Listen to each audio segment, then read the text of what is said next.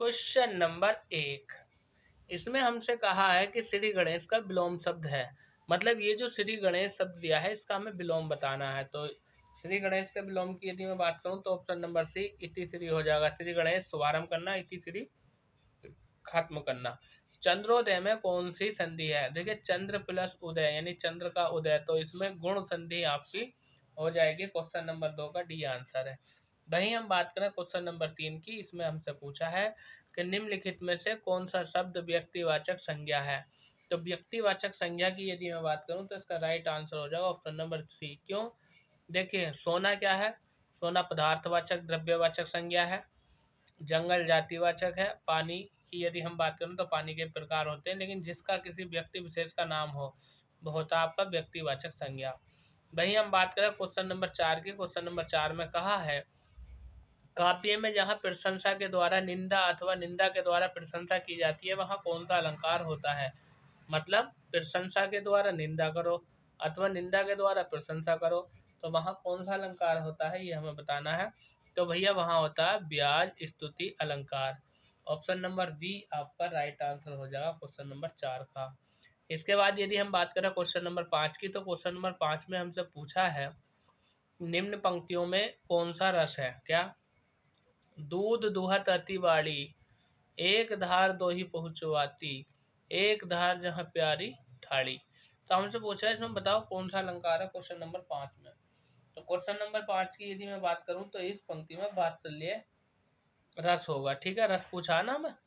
हाँ, तो वात्सल्य रस होगा। मतलब वात्सल्य रस की यदि हम बात करें तो क्वेश्चन नंबर 5 का राइट आंसर हो जाएगा ऑप्शन नंबर डी यानी वियोग वात्सल्य। ठीक है ना, अलग करने के लिए है। और वात्सल्य रस की यदि मैं बात करूं तो इसमें बच्चों के प्रति प्रेम या स्नेह को दर्शाया जाता है। ठीक है, आगे बात कर रहे हैं क्वेश्चन नंबर 6 की। क्वेश्चन नंबर 6 में कह रखा हमसे कि 9 दिन चले 2.5 कोस। मतलब 9 दिन चले और चले कितने थे? बस 2.5 कोस।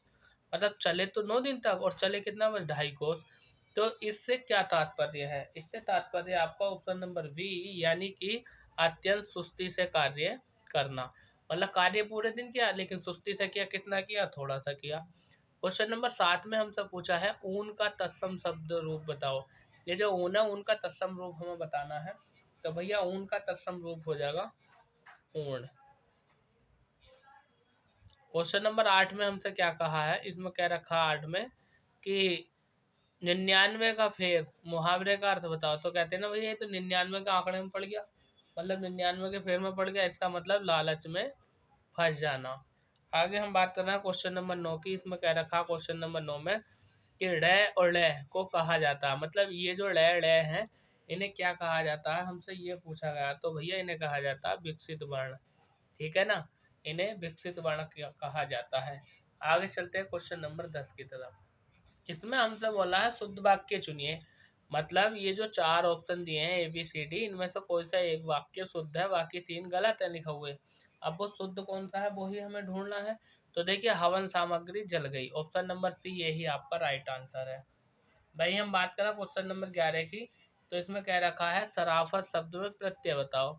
मतलब सराफत शब्द के प्रत्यय की यदि हम बात करें तो सराफ और प्लस तय, ऑप्शन नंबर सी आपका राइट आंसर हो जाएगा। वही क्वेश्चन नंबर 12 की यदि हम बात करें तो इसका जो राइट आंसर होगा वो होगा आपका ऑप्शन नंबर, पहला क्वेश्चन तो पढ़ लूँ है जब भी तो आंसर बताऊंगा। क्या बात करते हैं? के कारण रोबे वाला, जनु टूटे मोतिहन की माला। कि किसके कारण तू रोती है? किस तरह से जनु मोती की माला टूट गई है? क्वेश्चन नंबर 12 की यदि हम बात करें तो इसमें हमसे क्या कह रखा है कि उपयुक्त पंक्ति में कौन सा अलंकार है?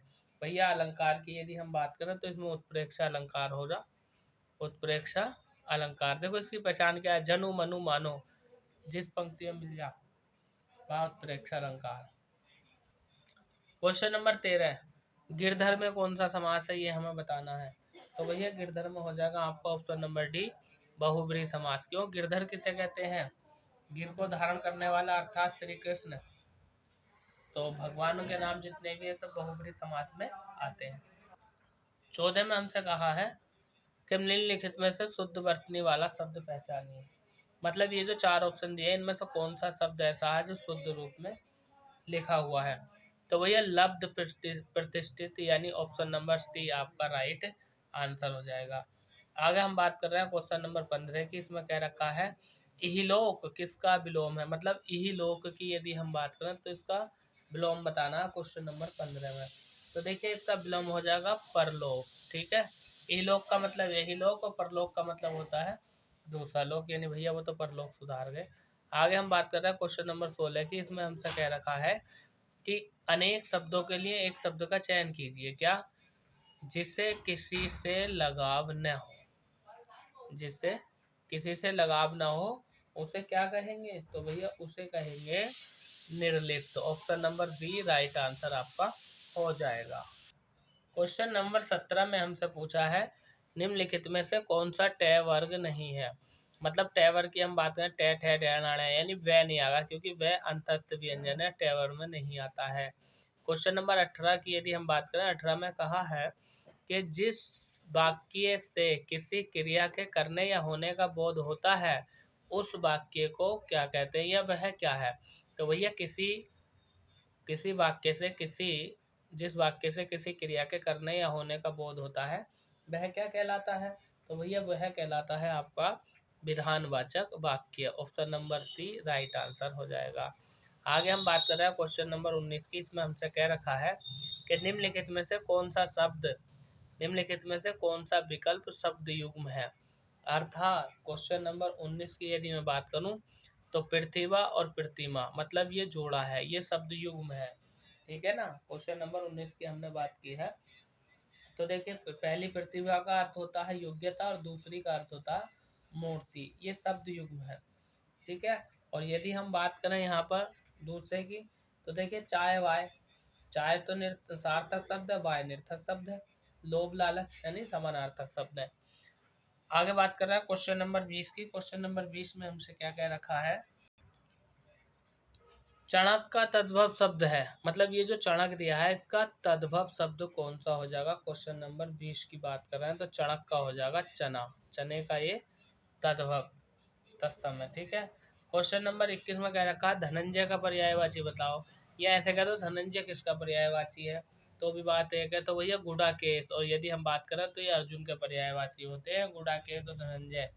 आगे बात कर रहे हैं क्वेश्चन नंबर 22 की। इसमें कह रखा है कि इनमें से एक मिश्र वाक्य है, कौन सा मिश्र वाक्य है ये तो हमें पढ़ के ही पता चलेगा। क्वेश्चन नंबर 22 की यदि हम बात करें तो इनमें ये ऑप्शन नंबर सी सॉरी ए, यह सब मेरी अनुपस्थिति में हुआ नहीं, वह धनी है पर लोग ऐसा नहीं समझते, नहीं वह दंड से बचना चाहता था इसलिए भागा, नहीं आशा है कि वह 2-4 दिन में आ जाएगा, ये ही आपका मिश्र वाक्य है। ऑप्शन नंबर डी आपका क्वेश्चन नंबर 22 का राइट आंसर हो जाएगा। भाई हम बात करें क्वेश्चन नंबर 23 की। 23 में क्या क्या रखा है, 23 में क्या रखा है, उसने मुझे जो पुस्तक दी वह तुम्हारी है, इस वाक्य में सर्वनामों की संख्या बताओ। तो भैया उसने मुझे जो पुस्तक दी वह तुम्हारी है, इसमें कितने सर्वनाम है ये हमें बताना है। तो भैया इसमें 5 सर्वनाम है, कोई बताएगा मुझे कौन कौन से सर्वनाम है, उसने, मुझे, जो, तुम्हारी। ठीक है ना, ये सब सर्वनाम है, 1 2 3 4, अरे के 5। ठीक है, आगे हम बात कर रहे हैं पागल में, पागलपन में प्रत्यय बताओ। अरे पागल में हमने पन जोड़ देंगे तो ही तो पागलपन बनेगा। क्वेश्चन नंबर 24 की यदि मैं बात करूं तो इसका right answer option number C हो जाएगा, यानी ये पागलपन। आगे बात कर रहे हैं क्वेश्चन नंबर 25 की। 25 में क्या क्या रखा है, गृह प्रवेश में कौन सा कारक है, तो अधिकरण कारक, संप्रदान तत्पुरुष, अपदान तत्पुरुष, संबंध तत्पुरुष। तो गृह प्रवेश मतलब गृह में प्रवेश करना या गृह का प्रवेश, तो इसका राइट आंसर हो जाएगा ऑप्शन नंबर ए यानी अधिकरण तत्पुरुष। हिंदी हो गई खत्म। और भैया यदि आप हमारे चैनल पर पहली बार जुड़े हैं, पहली बार हमारा वीडियो देख रहे हैं, तो ये मेरी आपसे विनती है, निवेदन है कि आप हमारे चैनल को सब्सक्राइब कर दीजिए प्लीज़। ठीक है, चलो कर दो सब्सक्राइब, करो पहले अभी, जब आगे चलते हैं। उम्मीद करता हूँ भैया अगर आप सीधे सच्चे सही होंगे भगवान आपकी मनोकामना जल्दी पूरी करेंगे, इसलिए आपने कर दिया होगा ना सब्सक्राइब। चलो कर दिया तो अच्छी बात है, नहीं किया तो कर देना। क्वेश्चन नंबर 26 में हमसे कह रहा है choose the correctly punctuated sentence, मतलब कौन से सेंटेंस में करेक्ट पंचुएशन का प्रयोग हुआ है। क्वेश्चन नंबर 26 की यदि हम बात करें तो no I don't remember it, option number C right answer हो जाएगा। इसमें कुछ समझाने वाली बात है नहीं। क्वेश्चन नंबर 27 की यदि हम बात करें तो इसमें कह रहा है complete the sentence with an appropriate preposition, मतलब इसमें कौन से प्रीपोजिशन का प्रयोग किया जाएगा। क्वेश्चन नंबर 27 में हमें ये बताना है। तो भैया ये कह रहा है we have been waiting for the train. देखिए वेट के साथ यदि हम बात करें तो कौन से प्रीपोजिशन का प्रयोग होता है, और फॉर 2 आवर्स मतलब कौन से 2 घंटे, दिन के या रात के अनिश्चित टाइम के लिए फॉर का प्रयोग होता है। क्वेश्चन नंबर 28 की यदि हम बात करें चूज द करेक्ट स्पेलिंग, मतलब ये जो 4 ऑप्शन दिए इनमें से किसकी स्पेलिंग ठीक है, करेक्ट स्पेलिंग हमें बतानी है। क्वेश्चन नंबर 28 की यदि हम बात करें 28 की तो इसका आंसर हो जाएगा ऑप्शन नंबर सी, ठीक है ना, हॉरिबल। और हॉरिबल का मीनिंग क्या होता है, अर्थ क्या होता है, कोई बताएगा मुझे? चलो बताओ कमेंट बॉक्स में, मैं वेट करूंगा। क्वेश्चन नंबर वही हम बात कर रहे हैं 29 की, तो इसमें कह रखा है कि choose the opposite word in meaning the word. ये जो वर्ड दे रखा है ना DROUGHT ड्रोथ, इसका हमें अपोजिट बताना, मतलब विलोम बताना। तो पहले तो हमें इसका अर्थ पता होना चाहिए। तो ड्रॉथ इसका मतलब होता है सूखा, इसका मतलब होता है सूखा, और इसका विलोम क्या होगा, जहाँ पर बाढ़ आती होगी यानी फ्लोड, ऑप्शन नंबर ए बाढ़ या गीला, ये इसका विलोम होता है। अगले क्वेश्चन की बात करते हैं। क्वेश्चन नंबर 30, इसमें हमसे क्या कह रखा है, देखिए चूज यानी which is not an antonym, मतलब ये जो शब्द दिया है लवली, लवली का कौन सा विलोम नहीं है इसमें, ये हमें पूछना। मतलब इसमें से 3 लवली के विलोम दिए हैं पर एक लवली का विलोम नहीं है, और वो कौन सा विलोम नहीं है वो ही हमें ढूंढना है। तो देखिए क्वेश्चन नंबर 30 की यदि मैं बात करूं तो इसका राइट आंसर हो जाएगा ऑप्शन नंबर ए यानी टाल, ठीक है। ये लवली का विलोम नहीं है, बाकी सब लवली के विलोम है। लवली का अर्थ क्या होता है, ठीक है ना, टाल का अर्थ तो लंबा होता है, लवली का अर्थ क्या होता है, प्यारा। आगे बात कर रहे हैं क्वेश्चन नंबर 31 की, चूज द करेक्ट प्रोनाउन, मतलब ये जो वाक्य दिया था डॉग हर्ट, ठीक है, तो इसमें कौन सा प्रोनाउन का प्रयोग किया जाएगा। अब डॉग है तो इसके लिए इट सेल्फ आ जाएगा, ऑप्शन नंबर सी आपका राइट आंसर हो जाएगा। क्वेश्चन नंबर 32 की अगर हम बात करें तो इसमें कहा है choose the alternative which can be substitute for the given word sentence, मतलब ये जो वाक्य दिया इसके लिए कौन एक सही शब्द होगा। क्या वाक्य दिखा, ability to go on in spite of difficulties, ठीक है, यानी इस वाक्य के लिए कौन से सही शब्द का प्रयोग किया जाएगा ये हमें बताना है। क्वेश्चन नंबर 32, ठीक है ना, तो 32 का राइट आंसर हो जाएगा ऑप्शन नंबर सी, ठीक है ना। और यदि हम बात करें ऑप्शन नंबर सी की तो इसका राइट आंसर मतलब राइट उत्तर क्या होगा इसका, ठीक है ना, परसरवेरेंस। तो इसका अर्थ हो जाएगा भैया आपका, मतलब अटल बोलते हैं, अटल या दृढ़ता बोल देते हैं, या ऐसा बोल देते हैं निरंतर प्रयासरत होना। क्वेश्चन नंबर 33 की अगर हम बात करें तो 33 में क्या कहा है, choose the most appropriate adjective to fill in the blank, मतलब ये जो शब्द वाक्य दिया है इसमें किस एडजेक्टिव का प्रयोग किया जाएगा।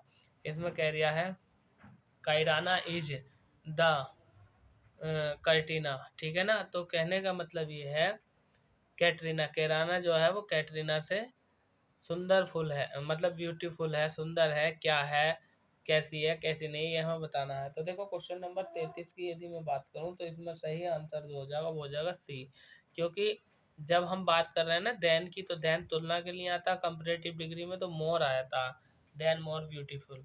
आगे बात कर रहे हैं क्वेश्चन नंबर 34 की, इसमें क्या रखा है choose the correct meaning of the given words, मतलब ये जो दिया ना शब्द, क्या दिया है, रेसिस्ट यानी रिसर्ट दिया है ये, ठीक है ना, रिसर्ट, ठीक है। तो रिएस्टर्ट का यदि हम बात करें तो इसका मीनिंग बताना है। इसका सबसे पहले तो तुम्हें ये पता होना चाहिए इसका हिंदी अर्थ क्या होता है। इसका हिंदी अर्थ होता है पुष्टि करना या प्रमाण देना, और वहीं हम बात करें तो पुष्टि करना या प्रमाण देना ही इसका अर्थ होता है एक्नोलेज, ठीक है, तो ये इसका अर्थ हो जाएगा। क्वेश्चन नंबर 35 की अगर हम बात करें तो 35 में हमसे कहा है choose the correct meaningful meaning of the given word, यानी ये जो वर्ड दिया है, ठीक है ना, करेज, ठीक है, CARNAG करेंज, तो इसका वर्ड बताना, वर्ड का मतलब यही है, हमसे साइनोनियम पूछ रखा है, हमसे पर्यायवाची शब्द पूछ रखा है। तो क्वेश्चन नंबर 35 की यदि हम बात करें तो इसका राइट आंसर हो जाएगा ऑप्शन नंबर बी। ठीक है ना, क्या हो जाएगा, बेचरी।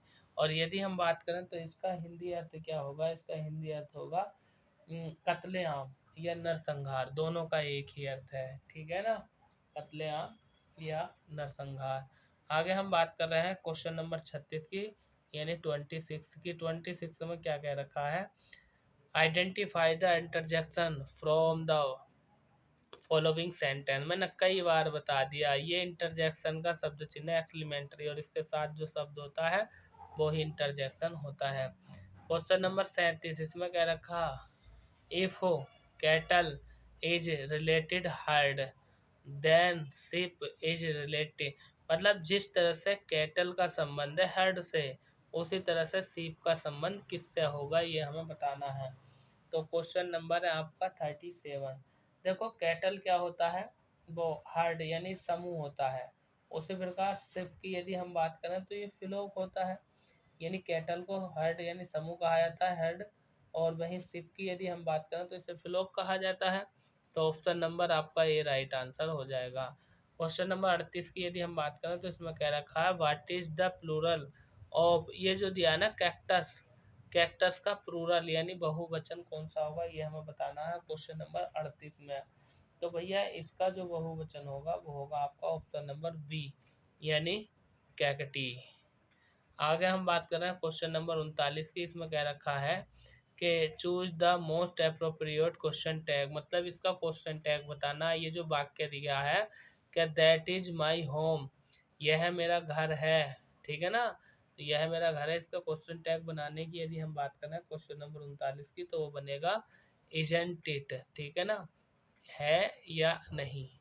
आगे बात कर रहे हैं क्वेश्चन नंबर 40 की। इसमें 40 में क्या रखा हमें कि choose the meaningful word from the given jumbled. ठीक है ना, ये तो जम्बलेड है, इसका मतलब ये AHER,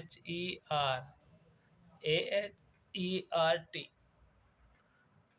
यानी AHETR, ये उल्टी सीधी स्पेलिंग दी है। यदि हम बात करें तो इनसे कौन सा सही क्रम से एक शब्द बनेगा जिसका अपने में कोई अर्थ होता है। क्वेश्चन नंबर 40 इसका आंसर हो जाएगा अर्थ। तो अर्थ किसे कहते हैं, अर्थ मीन्स होता है पृथ्वी। ठीक है, आगे चलते हैं दोस्तों। क्वेश्चन नंबर 41 में क्या रखा है, choose the correct form of a noun that suit the given sentence, मतलब a bundle of was lying there. ठीक है, कहने का मतलब यह है कौन से करेक्ट नाउन का यहाँ पर यूज किया जाएगा। क्वेश्चन नंबर 41 की हम बात कर रहे हैं, तो भैया आपका ए ऑप्शन हो जाएगा। ठीक है ना, a bundle of sticks was lying there. Question number 42 में क्या रखा है कि मतलब read the given sentence carefully choose the correct tense, मतलब ये है, ये जो वाक्य दिया है क्या दिया है, she has return it 2 days ago। तो ये कौन से काल का वाक्य है, हमें ये बताना है। देखो सबसे पहली बात तो क्वेश्चन नंबर 42 की यदि मैं बात करूं तो आपको ये याद होना चाहिए थर्ड फॉर्म किस में आती है, परफेक्ट में, और हैज हैव किस में आता है, प्रेजेंट में। ऑप्शन नंबर ए यानी प्रेजेंट परफेक्ट का ये वाक्य है। 43 में क्या कह रखा है, इसने कह रखा हमसे चूज द करेक्ट वर्ब, यानी इसमें कौन सी वर्ब का प्रयोग किया जाएगा ये हमें बताना है क्वेश्चन नंबर 43 में। तो देखो भैया, the the aim and object of their their search me, ठीक है ना, search me is not clear. ठीक है, ही जा जाएगा। आगे बात कर रहे हैं क्वेश्चन नंबर 44 की। इसमें क्या रखा है, चूज द करेक्ट वर्ब, मतलब the producer as well as the actor. तो देखिए एज वेल एज की यदि हम बात करें और आगे दिया रीच द होटल, तो इसका जो राइट आंसर हो जाएगा वो हो जाएगा ऑप्शन नंबर डी। ठीक है, यानी हैज थर्ड फॉर्म। ठीक है, ये रीच दिया ना, रीच्ड यानी थर्ड फॉर्म दिया, तो थर्ड फॉर्म किसके साथ होगी, हैज के और हैव के, और प्रोड्यूसर जो है एक वचन है तो इसलिए हैज आएगा यहाँ पर। क्वेश्चन नंबर 45 की यदि हम बात करें तो 45 में क्या रखा है, चूज द करेक्ट वर्ब। यहाँ भी हमें करेक्ट वर्ब का प्रयोग करना है 45 में।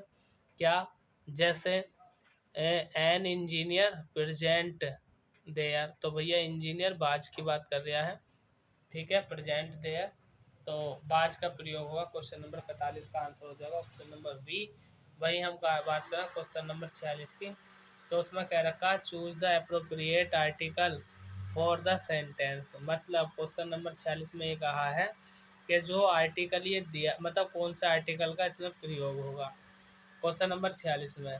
तो भैया 46 की यदि हम बात करें तो इसमें जो आर्टिकल प्रयोग किया जाएगा वो किया जाएगा आपका एन। कैसे? My friend father is S. अब एस को ऐसा लिखेंगे ना एचडीएम, तो एचडीएम से पहले एन का प्रयोग किया जाएगा। 46 में हमसे कह रखा choose the meaning of the given idiomatic extension, यानी ईडीएम बताना। टर्न ए ब्लाइंड आई, देखो टर्न माने घुमाना, ठीक है ना। आइज माने आंखों को, मतलब आंखों को घुमाना। अगर आंखों को आप घुमा रहे हो तो क्या कर रहे हो आप? नजरअंदाज कर रहे हो, अनदेखा कर रहे हो। तो इसमें क्या हो जाएगा? इग्नोर, टू इग्नोर सिचुएशन और fact. Option number C right answer हो जाएगा। वही क्वेश्चन नंबर 48 की यदि हम बात करें 48 की, तो इसमें कहा है choose the predicate in the given sentence. तो ये तो मैंने आपको कई बार बता दिया है। क्या बताना है इसमें क्वेश्चन नंबर 48 में? ये जो वाक्य दिया है the sun rise in the east, यानी सूर्य पश्चिम में निकलता है क्वेश्चन नंबर 48 में। तो क्या होगा? राइज इन ईस्ट, बस सन यानी सब्जेक्ट गायब कर देते हैं इसमें। क्वेश्चन नंबर 49 में कह रखा हमें the masculine gender of the daughter. मतलब ये जो डॉटर है ये पुत्री को बोलते हैं, बेटी को बोलते हैं। ये स्त्रीलिंग होता है तो इसका पुल्लिंग बताना। पुल्लिंग क्या हो जाएगा? सून। सून माने पुत्र होता है, मैस्कुलाइन जेंडर माने होता है पुल्लिंग, ठीक है।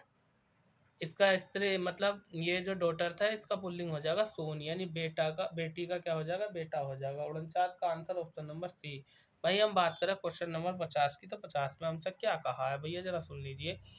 ये जो सेंटेंस मतलब या फिगर ऑफ स्पीच, मतलब फिगर ऑफ स्पीच बतानी है हमें। The waves 100 on the shore, ठीक है ना। इसमें कौन सी फिगर ऑफ स्पीच है? तो भैया डी है इसमें, मेट्रोफोर फिगर ऑफ स्पीच है। आगे चलते हैं नेक्स्ट क्वेश्चन की तरफ। क्वेश्चन नंबर 51, देखो भैया जी के जीएस का सेशन शुरू हो गया। मात्र 20-22 मिनट में 50 क्वेश्चन खत्म कर दिए हैं। 10-15 मिनट में जीके के क्वेश्चन खत्म हो जाएंगे, बाकी 15-20 मिनट आपके मैथ में लगेंगे।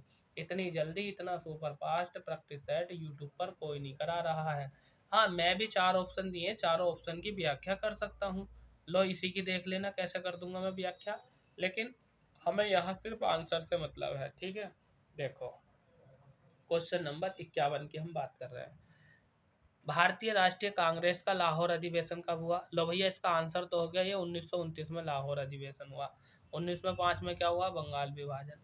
1931 में क्या हुआ? दूसरा गोलमेज सम्मेलन। और 1921 की तुम्हें बात होगी पता, असहयोग आंदोलन चल रहा था, ठीक है। तो मैं जो है ना सबकी व्याख्या ना करके मैं डायरेक्ट आंसर की बात करता हूँ, ठीक है। और मैं अगर सबकी व्याख्या करने लगूँ तो 100 क्वेश्चनों को कम से कम 1.5 या पौने 2 घंटे में निपटाऊंगा।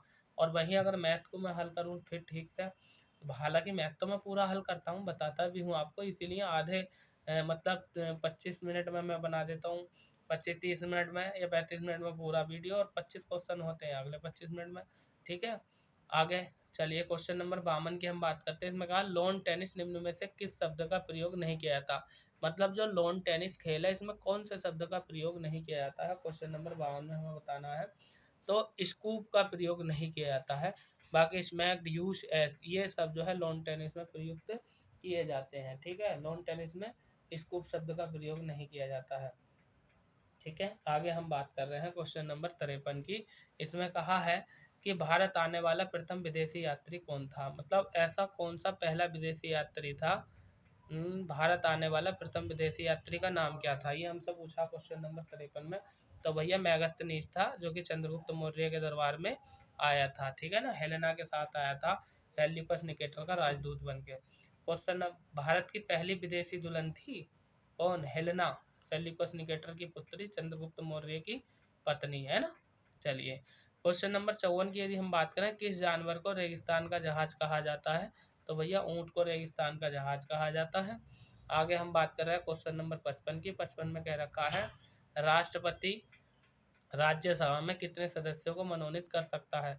तो राष्ट्रपति राज्यसभा में 12 व्यक्तियों को मनोनीत करता है, जिन्हें विज्ञान के क्षेत्र में, कला के क्षेत्र में, साहित्य क्षेत्र में, सामाजिक सेवा के क्षेत्र में महारत हासिल होती है या उसके विशेषज्ञ होते हैं उन्हें मनोनीत करता है। क्वेश्चन नंबर 56 में क्या कह रखा, 56 में हमसे कह रखा है कि उत्तर प्रदेश का राजकीय पुष्प निम्नलिखित में से कौन सा है। तो उत्तर प्रदेश का राजकीय पुष्प है पलाश यानी टेसू। ठीक है, आगे हम बात कर रहे हैं क्वेश्चन नंबर 57 की। 57 में कह रखा है कि पानी से भरी बाल्टी की गहराई कम दिखाई देती है, इसका कारण क्या है। मतलब किसी बाल्टी में हम पानी भर देते हैं, फुल बाल्टी भर दें तो बाल्टी की गहराई हमें कम दिखाई देगी। इसका जो मुख्य कारण है वो है आपका अपवर्तन, यानी अपवर्तन के कारण ये दिखाई देती है। Option number B right answer हो जाएगा। भाई हम बात करें क्वेश्चन नंबर 58 की। तो इसमें कह रखा है कोशिका की आत्महत्या की थैली किसे कहते हैं। तो भैया कोशिका की आत्महत्या की थैली कहते हैं लाइसोसोम को। ये पीछे किसी प्रैक्टिस में भी आया था, किसी प्रैक्टिस सेट में, उसमें भी ये क्वेश्चन आया था, रिपीट हो गया ये क्वेश्चन है नहीं। आगे हम बात कर रहे हैं ध्वनि की तीव्रता को मापते हैं, मतलब ध्वनि की जो तीव्रता है वो किस में मापी जाती है। तो ये तो बहुत हल्का सवाल है। क्वेश्चन नंबर 59 की यदि हम बात करें तो डेसिबल में ध्वनि की तीव्रता मापी जाती है। कैलोरी में ऊर्जा मापी जाती है। फारेनहाइट में क्या मापा जाता है, तापमान। आगे हम बात कर रहे हैं क्वेश्चन नंबर 60 की। इसमें कह रहे हैं सफेद हाथियों की भूमि किसे कहा जाता है। तो थाईलैंड में सफेद हाथी पाए जाते हैं, इसलिए सफेद हाथियों की भूमि किसे कहा जाता है, थाईलैंड को कहा जाता है। क्वेश्चन नंबर 61 की बात करते हैं। 61 में कहा है कि क्या कहा है जरा सुन लीजिए। 61 में हमसे पूछा है कि अवध की रियासत के संबंध में उस प्रसिद्ध योद्धा बेगम का नाम बताओ जिन्होंने 1857 के विद्रोह में अंग्रेजों के साथ होने वाली लड़ाई में भाग लिया था। तो अवध की बेगम जो थी वो बेगम हजरत महल थी, जो 1857 की क्रांति में अंग्रेजों के खिलाफ खड़ी थी। आगे बात कर रहे हैं क्वेश्चन नंबर 62 की। क्वेश्चन नंबर 62 में क्या कहा है, निम्नलिखित में से कौन सा विकल्प हिंद महासागर में दूसरा सबसे बड़ा द्वीप है। तो भैया हिंद महासागर के दूसरे सबसे बड़े द्वीप की यदि मैं बात करूं तो ऑप्शन नंबर बी यानी श्रीलंका। अब बताओ हिंद महासागर का पहला सबसे लंबा लंबा द्वीप कौन सा है, बताओ। दूसरा सबसे बड़ा द्वीप तो श्रीलंका हो गया, तो पहला कौन सा है ये आपको कमेंट बॉक्स में बताना, क्वेश्चन नंबर 62 टाइप करके। ठीक है, आगे चलते हैं दोस्तों। क्वेश्चन नंबर 63 में हमसे कहा कि वायुमंडल में ओजोन परत की मोटाई नापने की इकाई क्या। मतलब ओजोन मंडल जो है उसमें ओजोन परत की जो मोटाई नापते हैं वो हम किस चीज़ से नापते हैं ये हमें बताना है। तो भैया डोप्सन में ओजोन की परत की मोटाई मापी जाती है। तो 63 का आंसर हो जाएगा ऑप्शन नंबर सी। वहीं हम बात करें 64 की। तो 64 में कहा है गूगल क्या है। गूगल एक सर्च इंजन है जिस पर हम चीज़ों को सर्च करते हैं, है कि नहीं है। आगे हम बात कर रहे हैं क्वेश्चन नंबर 65 की। राइडर कप का संबंध किस खेल से है। तो भैया ये जो राइडर कप दिया जाता है ना ये आपका गोल्फ में दिया जाता है, यानी गोल्फ खेल से संबंध है राइडर कप का। ठीक है, आगे हम बात कर रहे हैं क्या कि प्रेस की स्वतंत्रता भारतीय संविधान के किस अनुच्छेद में मिलती है। तो भैया प्रेस की स्वतंत्रता भारतीय संविधान के अनुच्छेद 19 में मिलती है। इसमें ही हमें विचार अभिव्यक्ति की स्वतंत्रता मिलती है और ये हमारा मौलिक अधिकार है। क्वेश्चन नंबर 67 की अगर हम बात करें तो इसमें कह रहे हैं लाल रक्त कणिकाओं का निर्माण कहाँ होता है। मतलब जो लाल है यानी रेड रेल रेड यानी आरबीसी, ठीक है ना, रेड ब्लड कणिका यानी सेल, रेड ब्लड सेल यानी लाल रक्त कणिकाओं का जो निर्माण होता है वो होता है ऑप्शन नंबर बी यानी अस्थि मज्जा में। ठीक है, आगे बात कर रहे हैं क्वेश्चन नंबर 68 की। 68 में कह रखा है कि ये नारायण कार्तिकेयन है। नारायण कार्तिकेयन निम्नलिखित में से किस खेल से संबंधित है। तो नारायण कार्तिकेयन की यदि मैं बात करूं तो ये आपके संबंधित है ऑप्शन नंबर बी यानी कि मोटर रेस से। ठीक है, आगे बात कर रहे हैं क्वेश्चन नंबर 69 की। इसमें कह रखा है कि खेतड़ी निम्नलिखित में से किसके लिए प्रसिद्ध है। खेतड़ी कहाँ पड़ता है, खेतड़ी पड़ता है राजस्थान में और ये प्रसिद्ध है आपका तांबे के लिए, यानी तांबा यहाँ से निकाला जाता है, तांबे की खदान है यहाँ पर। क्वेश्चन नंबर 70 की हम बात करें तो इसमें कह रहा है अंतर्राष्ट्रीय महिला दिवस मनाया जाता है। तो भैया अंतर्राष्ट्रीय महिला दिवस मनाया जाता है आपका 8 मार्च को। ठीक है ना, 8 मार्च को। आगे हम बात कर रहे हैं क्वेश्चन नंबर 71 की। 71 में कह रखा राज्यपाल की नियुक्ति कौन करता है। तो भैया राज्यपाल की नियुक्ति करते हैं भारत के राष्ट्रपति। ठीक है ना, एक राज्य का एक राज्यपाल होता है, एक राज्यपाल एक राज्य से भी अधिक राज्य का हो सकता है, उसे अतिरिक्त कार्यभार दिया जा सकता है। आगे हम बात कर रहे हैं क्वेश्चन नंबर 72 की। 72 में कह रखा प्राकृतिक रबड़ एक बहुलक है। मतलब जो प्राकृतिक रबड़ है वो बहुलक है, किसका बहुलक है ये हमें बताना है। तो भैया ये है आपका बहुलक आइसोप्रोपिन का, आइसोप्रीन का। ठीक है, option number C right answer हो जाएगा। क्वेश्चन नंबर 73 की हम बात करें तो इसमें कह रखा है कि बायोडीजल पौधा कहलाता है। जो बायोडीजल पौधा होता है वह क्या कहलाता है? वह कहलाता है jatropha. Option number A right answer हो जाएगा। क्वेश्चन नंबर 74 में कह रखा है विश्व में गेहूं का सबसे बड़ा उत्पादक देश कौन सा है? मतलब विश्व में सबसे ज़्यादा जो गेहूं होते हैं वो कहाँ पर होते हैं? क्वेश्चन नंबर 74 की बात कर दिया है।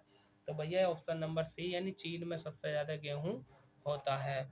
उसके बाद शायद भारत है अपना दूसरे नंबर पर, और चेक कर लेना। क्वेश्चन नंबर 75 में कह रखा है कि रोएंटजन ने किसका आविष्कार किया था? तो रोएंटजन ने जो आविष्कार किया था वो किया था भैया एक्सरे का। ठीक है ना, एक्सरे का आविष्कार किसने किया था? रोएंटजन ने। क्वेश्चन नंबर 75 का आंसर हो जाएगा ऑप्शन नंबर डी। तो भैया ये पूरे 75 क्वेश्चन हो गए। देखो 30 मिनट में 75 क्वेश्चन हो गए। अब हद से हद 15-20 मिनट में मैथ में खर्च करूंगा। 40-45-50 मिनट में आपका पूरा कंप्लीट प्रैक्टिस सेट हो जाएगा। यदि आप हमारे चैनल पर नए हैं, पहली बार हमारा वीडियो देख रहे हैं और आपने चैनल को अभी तक सब्सक्राइब नहीं किया है, तो प्लीज़ चैनल को सब्सक्राइब कर दीजिए, ये मेरी आपसे रिक्वेस्ट है। अब हम बात करते हैं क्वेश्चन नंबर 76 की, और 76वां क्वेश्चन है मैथ का। तो देखो भैया ये तो रोमन अंकों में लिखा हुआ है। CDIX किस संख्या का बोध होता है इससे? तो CDIX की यदि मैं बात करूं क्वेश्चन नंबर 76 की, तो ये 449 है। ये option number A right answer हो जाएगा। चलो मैं हल करके दिखाता हूँ आगे, आपको स्लाइड छोटी कर लेता हूँ। 77 में कह रखा है 40 और 50 के बीच आने वाली सम संख्याओं का औसत ज्ञात कीजिए। तो देखो 40 और 50 के बीच कौन कौन सी सम संख्याएं होंगी? तो 40 और 50 के बीच एक तो 42 होगी, 42 होगी। इसके बाद यदि हम बात करें तो 44 होगी, 44 के बाद 46 होगी, और 46 के बाद 48 होगी। मतलब औसत जब हमें ज्ञात करना होता है तो हम सबका योग कर देते हैं और बटे में इनकी संख्या लिख देते हैं। ठीक है, 1 2 3 4, तो ये 4 तो संख्याएं हो गई। जब मैं इन सबको जोड़ूंगा यानी 4 चौक 16 यानी 160, और ये तो कितना हो जाएगा? 180 हो जाएगा। मतलब 180/4, और जब 180 को मैं 4 से भाग दूंगा, इससे जब काटूंगा तो पूरा 45 बार कटेगा। ये आपका आंसर है। तो ऑप्शन नंबर सी आपका राइट आंसर हो जाएगा। भाई हम बात कर रहे हैं क्वेश्चन नंबर 78 की। 78 में हमसे क्या पूछा? अरे भैया इन सब की गुणा करके लिखना, यानी 3897 की गुणा करनी है 999 से। तो आप इसकी गुणा करके लिख देना। ठीक है, जो राइट आंसर आ जाएगा वो आप देख लेना। फिलहाल आप मोबाइल से भी गुणा कर सकते हैं, लेकिन परीक्षा में मोबाइल हमारे साथ नहीं जाता है, इस चीज़ का ध्यान रखना है। देखो इसमें कह रखा है 79 में इतने को सरलतम रूप में व्यक्त कीजिए। मतलब कैसे सरलतम रूप में हम व्यक्त करेंगे इसको भी समझ लो। देखो कैसे करेंगे सुन लीजिए। ये दिया है आपका 0.125, और नीचे कितना दिया है? 0.3125। देखो दशमलव के बाद 4 अंक है या 3 अंक है, लो जी बराबर कर लो, इसे इसे ख़त्म कर दो। ठीक है, कितना बचा? 1250 हो गया ऊपर नीचे, 3125 हो गया। अब देखो हम जानते हैं ये 1250 की यदि मैं बात करूं तो ये 50 का वर्ग हो गया, ये 125 का वर्ग हो गया। तो ये आ जाएगा 50/125। और यदि हम इसे काट दें 25 से, 25 दूनी 50 और 25 पंजे 125, तो 2/5 आंसर आ जाएगा। ऑप्शन नंबर कौन सा सही है इसका? 2/5 यानी ए ऑप्शन इसका राइट आंसर हो जाएगा क्वेश्चन नंबर 79 का। वहीं हम बात करते हैं क्वेश्चन नंबर 80 की। 80 में क्या कह रखा है? 80 में हमसे कहा है कि एक 50 × 40 वर्ग सेंटीमीटर कपड़े को 20 × 5 वर्ग सेंटीमीटर के कितने टुकड़े काटे जा सकते हैं? कुछ नहीं करना है, इस वाली संख्या को नीचे वाली संख्या से भाग दे दो, आपका आंसर आ जाएगा। यानी 50 × 40 मीटर कपड़ा है, 50 × 40। चलो लो 50 × 40 ही लिख दो, 50 × 40। ठीक है, कितनी माप दे रखा? 20 × 5 यानी 20 × 5। देखो 20 × 20, 20 दूनी 40, 5 से काटो 5 दूनी 10 और 10 दूनी 20। ये आपका आंसर हो जाएगा option number B right answer.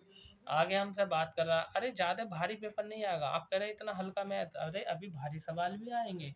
Paper normal आएगा, हल्का भी होगा भारी भी होगा, बीच में आएगा, मिडिल सेक्टर में पेपर आएगा। चाहे वो ग्रुप सी का हो, ग्रुप डी का हो, स्टेनो का हो, क्लर्क का हो, या आपका पियोन का हो। ठीक है, और पियोन यानी चपड़ासी वाला तो बहुत ही हल्का आएगा। ठीक है, क्वेश्चन नंबर 80 हो गया 81 में देखो 12,1303 बराबर है, मतलब ये अंकों में लिखना हमें। क्वेश्चन नंबर 81 की बात कर रहे हैं, तो इसका राइट आंसर हो जाएगा, जोड़ना है ना इसे। देखो दे रखा है 12,000, तो देखो कैसे करेंगे 12,000, ठीक है, ये हो गया 12,000, ठीक है।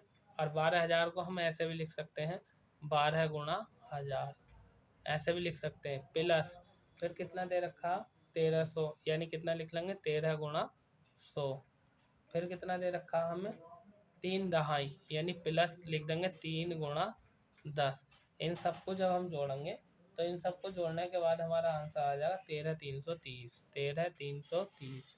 देख लो किस ऑप्शन में मिल लिया है, 13,330, ऑप्शन नंबर सी आपका राइट आंसर हो जाएगा। क्वेश्चन नंबर 82 में क्या कह रखा हमसे, 82 में कहा है कि 40,000 का 5.5% की दर से 4 वर्ष के लिए 6 माह का ब्याज ज्ञात कीजिए। देखो 82 थोड़ा बड़ा है, ठीक है। कैसे ज्ञात करेंगे भैया, इसमें फार्मूला लगा दो। क्या हमारे पास सूत्र होता है कि साधारण ब्याज बराबर क्या होता है, मूलधन गुणा दर गुणा समय और बटे 100।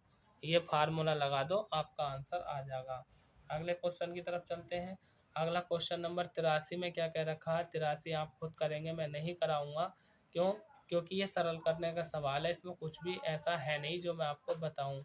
अगर इतने हल्के सवाल भी आपसे नहीं होंगे तो परीक्षा देने जाना बेकार है भैया। कितना तुक्का लगाओगे, अगर सभी लोग तुक्का लगा लेंगे तो फिर वही बड़ी अच्छी बात है, पढ़ने की कोई ज़रूरत ही नहीं पड़ेगी, है ना। तो क्या करना है, 54 को 3 से भाग दो, 16 को 2 से भाग दो, नीचे 180 को 5 से भाग दो, 6 को 3 से भाग दो, काट पीट कर दो, और यदि काट पीट करोगे तो आपका राइट आंसर आ जाएगा 2, ठीक है। करके देख लेना, इतना हल्का सवाल भी बताऊंगा तो वीडियो बड़ा लंबा हो जाएगा। क्वेश्चन नंबर 84 में कहा है 22.5 यानी 22.5 मीटर कपड़ा एक समरूप छड़ की मीटर की एक समरूप छड़ का वजन 85.5 किलोग्राम है, तो 6 मीटर की ऐसी छड़ों का वजन कितना होगा। अरे भैया इसमें क्या करना है, इसमें कुछ नहीं करना है, क्या करना है सुनो, पहले एक छड़ निकाल लो, मतलब कुल वजन कितना 85.5 कुल वजन है, 85.5 कुल वजन है। एक छड़ का वजन कितना 22.5, यानी 22.5। ऐसी कितनी छड़ों का मूल्य बताना, 6 का मीटर का वजन बताना हमें। देखो दशमलव से दशमलव काट दो, ठीक है, कितना हो गया, ये हो गया 855 बटे 225 और गुणा 6। इसको हल कर लो और हल करने के बाद आपका आंसर आ जाएगा, ठीक है। हल करने के बाद आपका आंसर आ जाएगा। अब तो भारी नहीं है तो हल्का कर दिया। जब जोड़ घटा गुणा भाग करोगे तो 22.8 आपका आंसर आ जाएगा, 22.8, ठीक है। सवाल मैंने जमा दिया, गुणा भाग आप कर लो। आगे बात कर रहे हैं क्वेश्चन नंबर 85 की। 85 में हमसे क्या कहा है, 85 में कह रखा है कि 53041 की सहायता से 5 अंक की सबसे बड़ी संख्या व सबसे छोटी संख्या क्या होगी। तो देखो सबसे बड़ी संख्या में क्या करना, पहले सबसे बड़ा ही अंक लिख लो, क्या लिखना 5, फिर लिख लो 4, फिर लिख लो 3, फिर लिख लो 0, नहीं 1 लिखो, पहले 1 और फिर 0। ये कौन हो गई, ये सबसे बड़ी संख्या हो गई तुम्हारी, ठीक है। अब सबसे छोटी कौन सी होगी, सबसे छोटी कौन सी होगी, पहले आ जाएगा आपका सबसे छोटी की यदि मैं बात करूं तो पहले 0 ले लेना। सबसे छोटी में क्या करेंगे, पहले 0 ले लेंगे, नहीं पहले 1 ले लेंगे, पहले लेंगे 1, फिर लेंगे 0, फिर लेंगे 3, फिर लेंगे 4, फिर लेंगे 5। इसे घटा दो, घटाने के बाद जो आपका आएगा वही आपका आंसर होगा, ठीक है।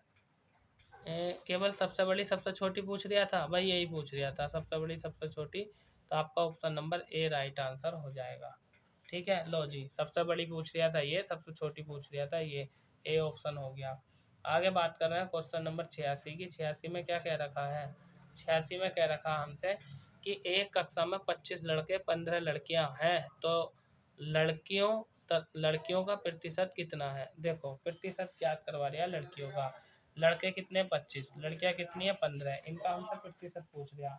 तो कैसे ज्ञात करेंगे प्रतिशत, पहले टोटल निकाल दो, पहले टोटल निकाल दो। कक्षा में कुल कितने विद्यार्थी हैं भैया, कक्षा में टोटल विद्यार्थी हैं 40। कितने हैं टोटल, टोटल हैं आपके 40।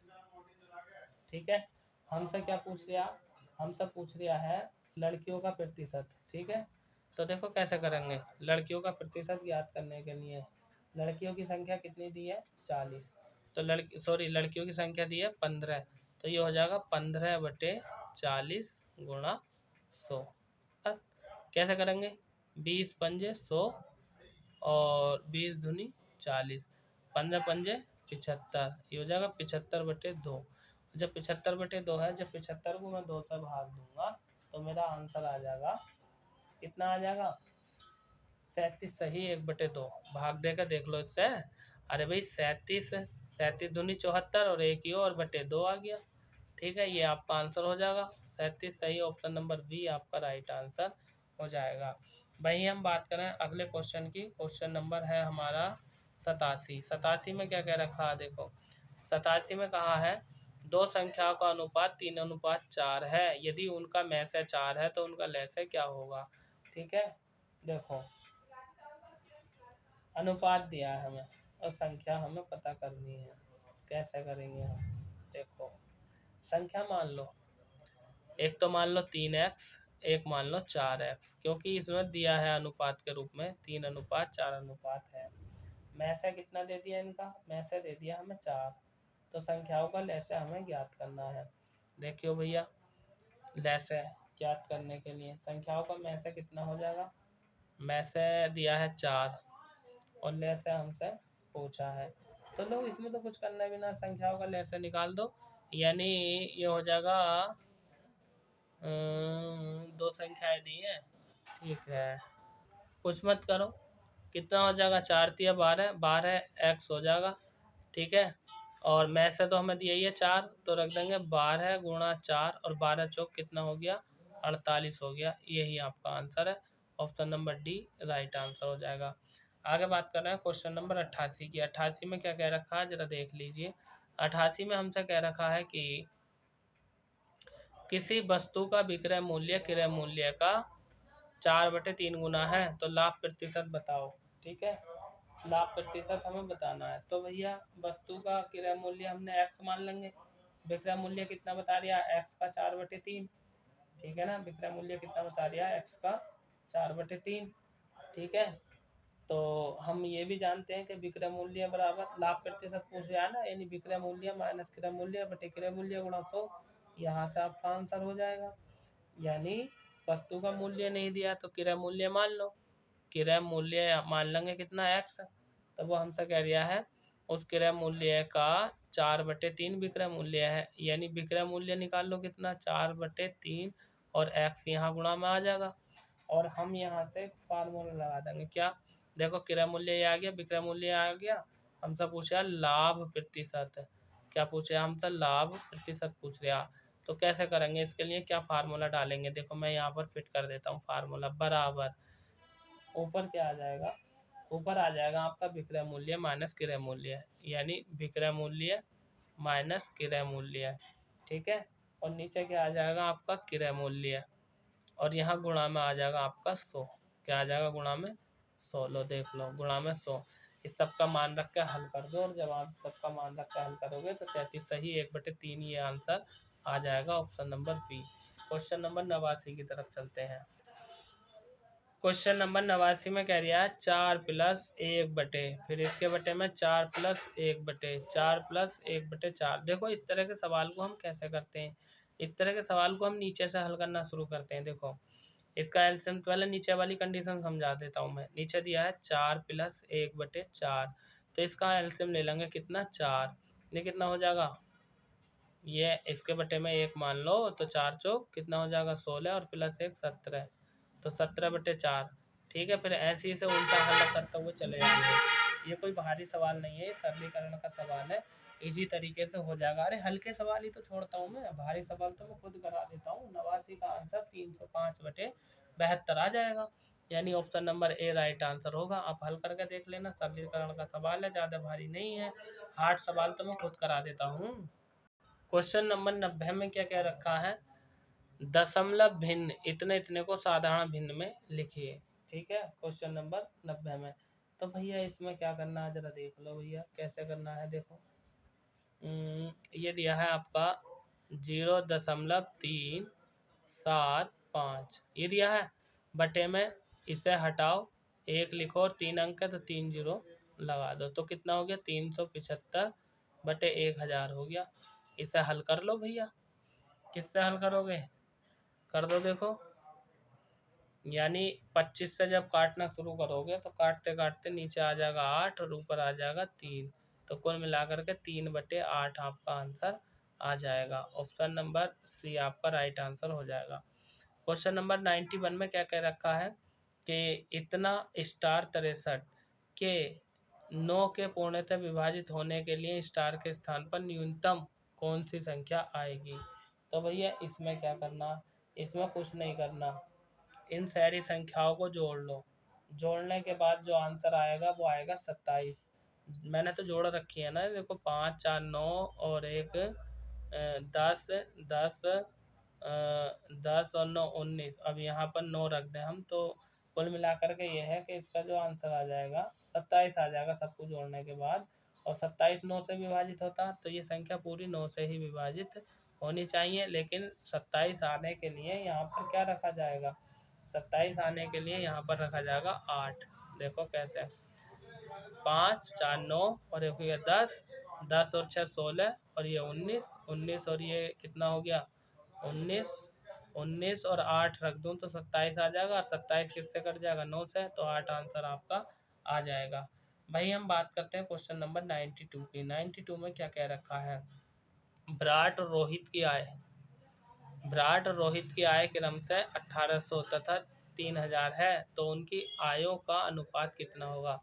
अरे भैया विराट की आय ये दे रखी है, कितनी है विराट की 1800, लो जी अनुपात, रोहित की कितनी है 3000, लो जी 3000, 1 2 1 2, कितना हो गया 18:30 हो गया। अब इसे और हल कर लो, किससे 6 से हो जाएगा, 36 18 और 6 पंजे 30, तो 3:5 आपका आंसर आ जाएगा। ऑप्शन नंबर सी आपका राइट आंसर है। क्वेश्चन नंबर 93 में क्या कह रखा है, 93 में ये कह रखा है कि दो संख्याओं के वर्गों का योग 386 है, यदि एक संख्या 5 है तो दूसरी संख्या क्या होगी।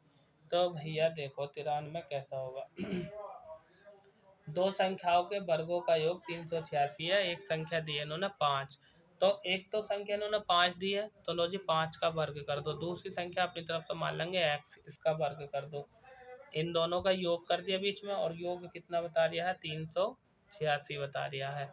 अब क्या करेंगे हम, कुछ नहीं करना, देखो ये हो गया तुम्हारा x² बराबर 386, 5 का वर्ग कर दो कितना 25, और इधर जाकर घट जाएगा 25, ये हो जाएगा x²।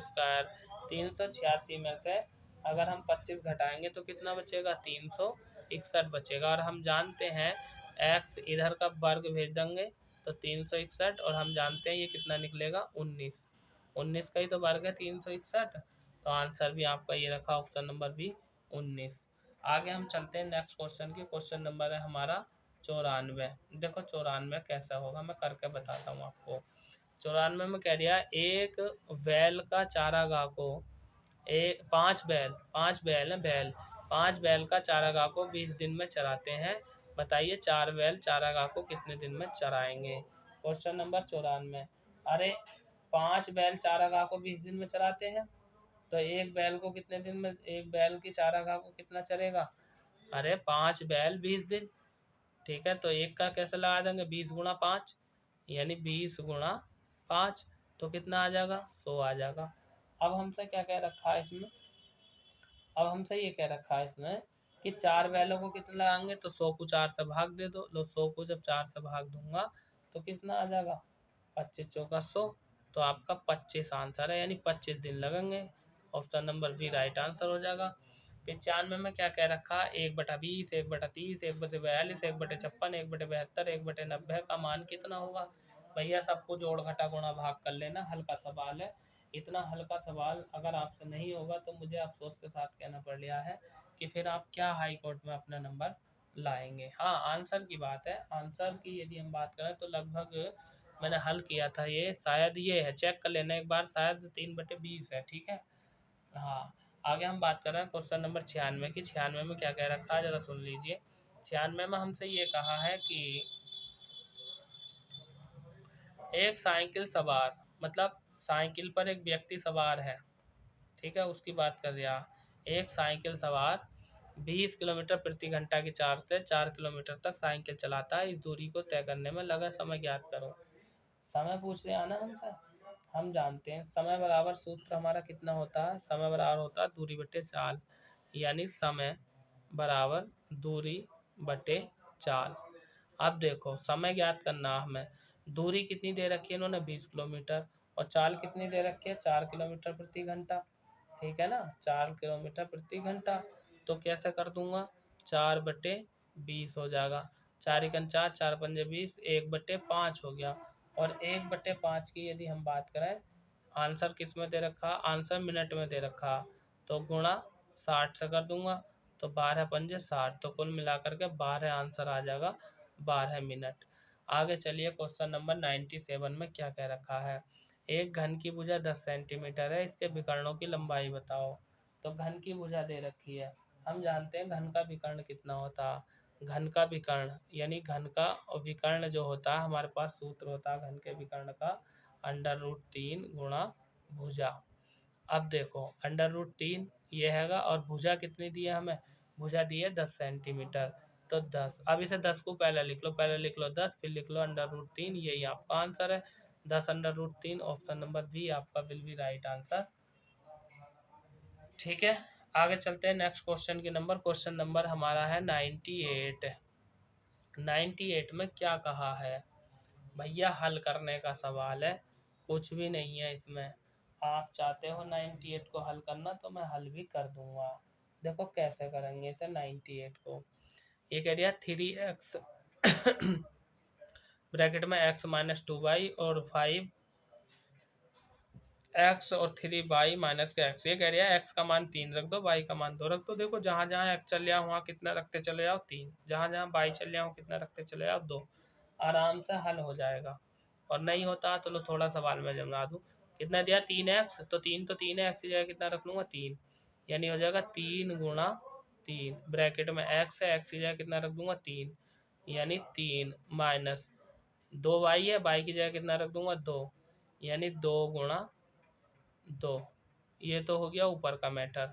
अब नीचे का मैटर सुनो, 5x है, x की जगह कितना रखूंगा 3, यानी 5 × 3, ब्रैकेट 3y है, तो y की जगह कितना रखना 2, यानी 3 × 2 माइनस x है, x की जगह कितना रख दूंगा 3। देखो पहले से सॉल्व करो, इस 3 से ये 3 कट गया, ऊपर कितना बचा 3, ये कितना हो गया 2 दूनी 4, 2 दूनी 4, 4 में से जब 3 घटाऊंगा तो माइनस का बचेगा 1। नीचे देखो 3 दूनी 6, 6 में से 3 घटा दो 3 बचा, और उस 3 की गुणा इसमें हो जाएगी 3 पंजे 15, 3 पंजे 15।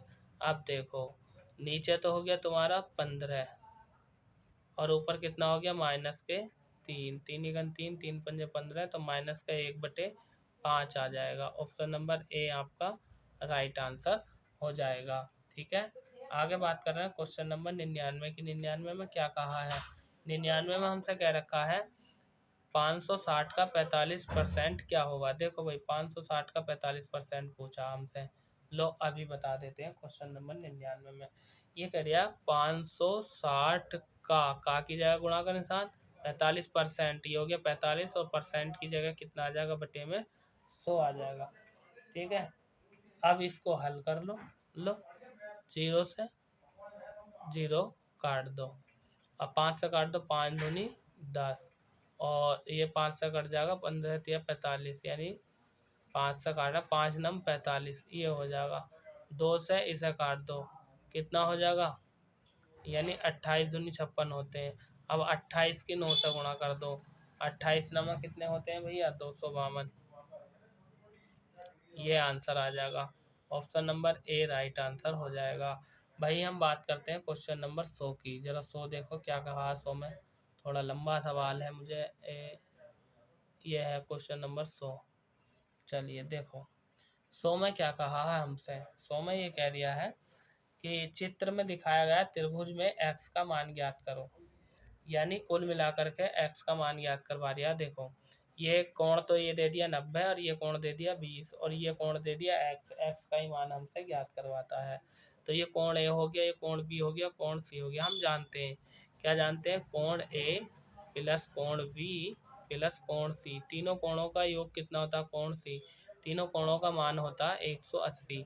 कोण a का मान कितना है 90, कोण b का मान कितना 20, कोण सी का मान निकालना है 120। ये चल रहा है 90 और 20 को यदि हम जोड़ दें तो कितना हो जाएगा, 90 और 20 110। कोण सी का मान निकालना 180 में से 110 घटा दो, 180 में से 110 घटा दो, कितना बचेगा 70। और यही आंसर है, ऑप्शन नंबर बी में दे रखा आपका ये 70। ठीक है कि नहीं है। अब दोस्तों मेरी बात ध्यान से सुन लो, बस 1 मिनट में बात आपसे करना चाहता हूँ, सुन लीजिए। अगर आप हमारे चैनल पर पहली बार जुड़े हैं, आप पहली बार वीडियो देख रहे हैं और आपका इलाहाबाद हाई कोर्ट में पेपर है, तो भैया आप चैनल को सब्सक्राइब कर लो। उसका रीज़न ये है कि जब तक पेपर होगा इलाहाबाद हाई कोर्ट का, चाहे स्टेनो का हो, क्लर्क का हो, ग्रुप डी का हो, ग्रुप सी का हो, ड्राइवर का हो या चपरासी का हो, तब तक मैं प्रैक्टिस सेट डालता रहूँगा और इलाहाबाद हाई कोर्ट से संबंधित हर सूचना, हर जानकारी मैं आपको देता रहूँगा। ये मैं आपसे कह रहा था। और भैया जैसे मैं कहता हूँ, कर भला तो हो भला। अगर बुरा करोगे तो आपके साथ भी कभी ना कभी बुरा होगा, भले ही आपको पता ना चले। मेरा नाम वीरेंद्र प्रताप सिंह है, आपके यूपी से हूँ। यदि आपको ये वीडियो पसंद आया हो तो चैनल को सब्सक्राइब करें और लाइक कर दे वीडियो को और अपने यार दोस्तों में सब में शेयर कर देना। आप कहाँ से हैं आप कमेंट कीजिए, मैं आपके कमेंट का आंसर दूंगा। थैंक यू, धन्यवाद, ज़बरदस्त, जिंदाबाद।